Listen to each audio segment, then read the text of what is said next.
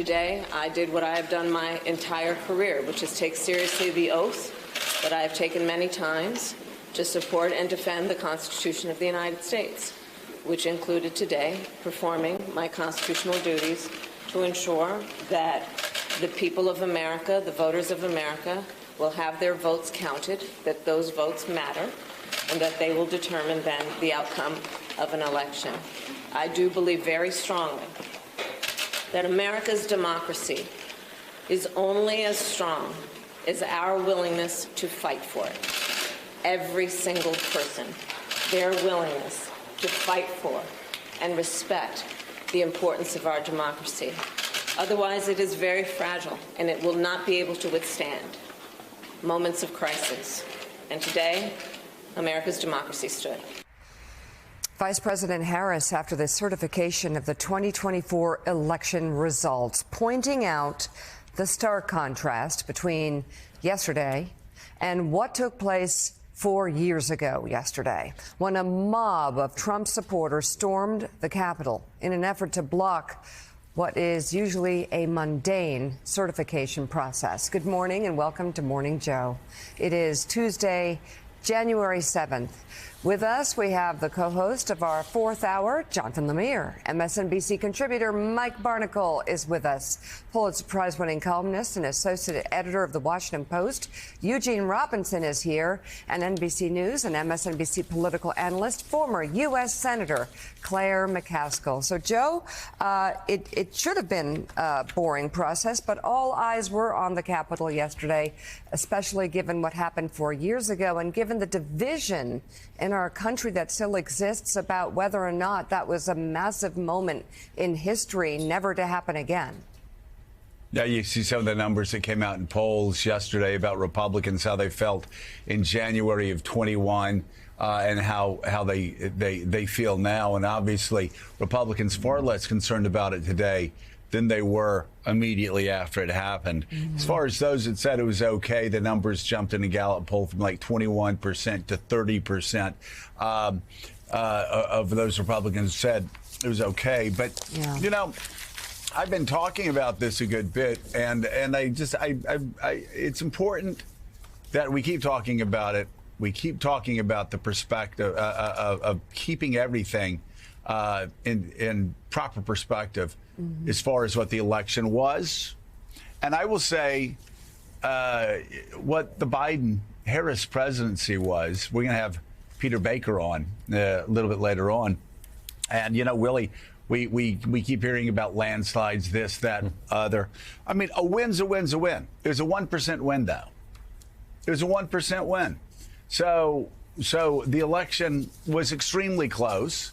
Even though the trend lines were all the Republicans' ways, and in just about every demographic group, it was still 1%. There was less than 1% in Wisconsin. It was about 1.5% in Pennsylvania. It was a little less than 1.5% in Wisconsin. So we are politically an equally divided country. But also, we're going to have Peter Baker on. And I read this this past weekend. It's pretty remarkable. And it's something that Biden and Harris, you know, they're not feeling it now, but historians certainly will note this, only because it's the facts. And I know that the facts don't matter to a lot of people. Their feelings matter more, which, of course, is ironic because I remember seeing in 2020 all these flags that said F your feelings, Trump 2020. And then, of course, it was their feelings. They didn't care about the facts. It was their feelings that stopped them from saying, yes, of course, Joe Biden won. It just doesn't feel right. It doesn't feel like he could have won. And it's the same thing with this election. Oh, things are terrible. Things are horrible in America. Biden's been a failure. Harris has been a failure. That's all we heard. Let me just briefly read a little bit from what Peter Baker said. And again, these are facts. I hope facts don't offend you all that are watching that want to keep believing how horrible things have been under Biden and Harris. But this is Peter Baker. We're going to have him on in an hour. For the first time, Willie, since George W. Bush's inauguration, no American troops were at war overseas on Inauguration Day. Murders way down.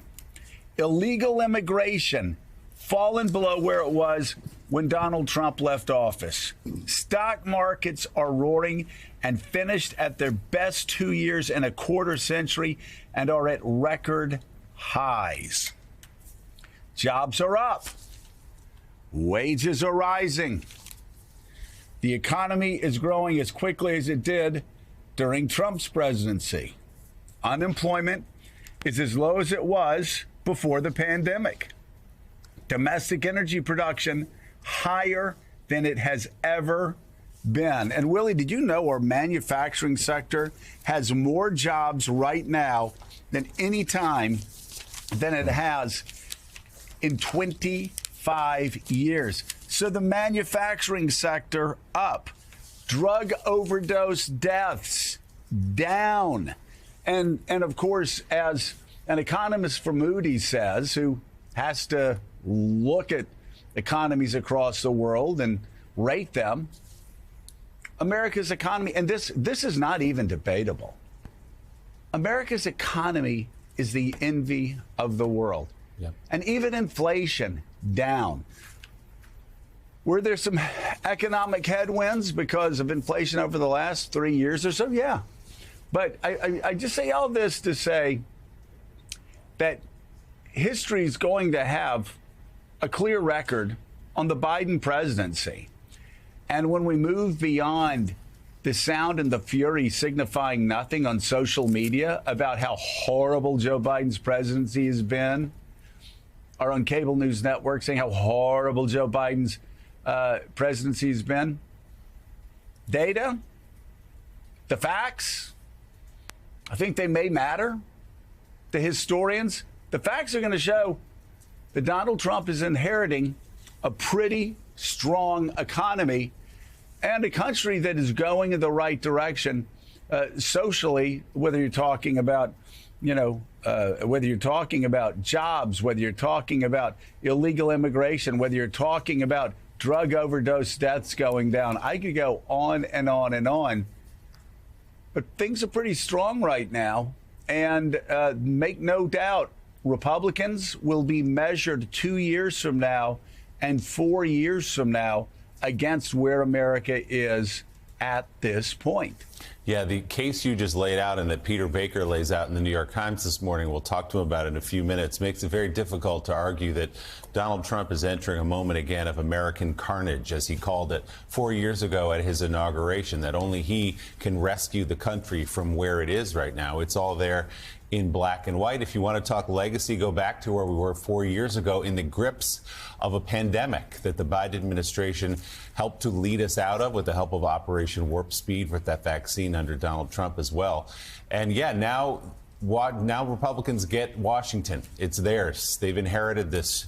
Donald Trump in the White House. They've got the House, they've got the Senate, and now they have to deliver on all the things that they said they were going to deliver on, all the things that they promised during this campaign.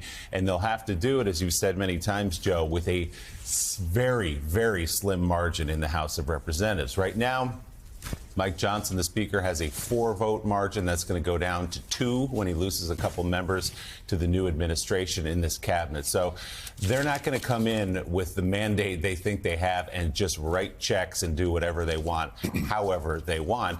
And again, this is not a country that's in the grips of American carnage right now. This is the country that Peter Baker lays out, Joe. And also, it has to be said that unemployment, jobs are good. There are things from the Biden administration that were too little, too late. When we talk about the military, no troops on the ground. Well, the Afghanistan withdrawal was an unmitigated disaster that cost the lives of 13 American service members. The border was not under control until recently. It is now. So there are reasons that Joe Biden was not reelected. Inflation still too high and was during the last couple of years. But he does leave the country in pretty good shape for the next president. Well, I mean, you look at the numbers, Mike. I mean, just again, I'm not talking about where we are today, what people are thinking today, because the die is cast. I'm just saying we've all seen this. We know how history goes 4 years from now, 8 years from now, 20 years from now, when people are looking back at this administration and they're going to say, wait, okay, so what happened in that election? Wait, you had jobs at near record lows? You had America's economy outpacing the rest of the world? You had crime at 50-year lows, violent crime at 50-year lows. Don't get mad at me for saying that, y'all. Get mad at the facts. If you don't like the facts, I mean, I can't help you. But crime's at 50-year lows. Violent crime is. Murders way down. Drug overdose deaths going down precipitously. I could go on and on and on. And Mike, my biggest point is Republicans, they need to be careful when they take control. They need to be careful because right now they have an economy that's the envy of the world. And when you're sitting with a lead like that, you don't want to move too fast. You don't want to take radical chances. I will just tell you as a conservative, and I hope there are still conservatives in the House of Representatives. As a conservative, I'm very concerned about the fact that we have a $36 trillion debt. Yeah. And Republicans are talking about blowing a hole wide open in that debt that will cause inflation to spike to numbers that we haven't seen since Paul Volcker was running the Fed and moved interest rates up to 21%.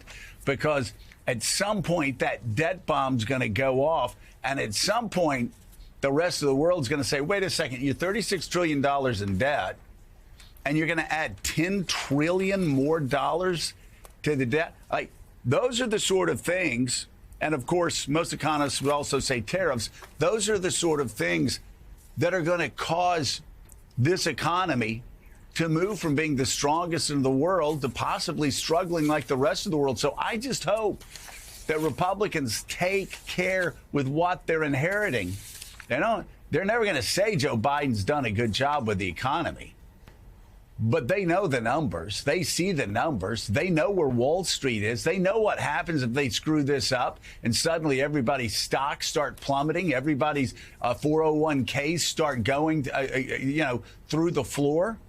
They need to be careful because, as Peter Baker reports in the New York Times this weekend, and we're talking to him in an hour, right now, the election's behind us. They won. But they got a set of facts that actually it's going to be incumbent on them to make sure they don't screw it up.